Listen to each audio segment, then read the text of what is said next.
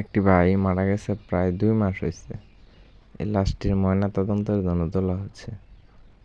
আল্লাহর কি কুদরত দেখেন ভাই, লাশটি এখন অক্ষত অবস্থায় রয়েছে।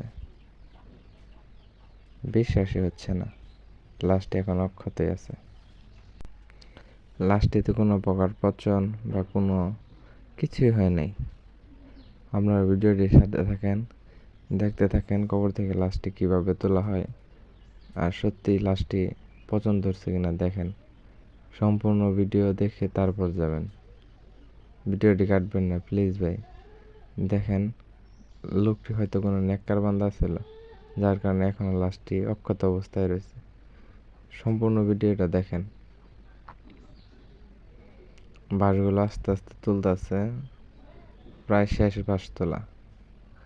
এখন দেখুন লাশটার যেরকম ভাবে ছিল, মাটিতে হয়েছে, দাফন করা হয়েছে। শত শত মানুষের ভিড়। দেখেন ভাই দেখেন, লাশটি এখনো ঠিক আগের মতোই আছে।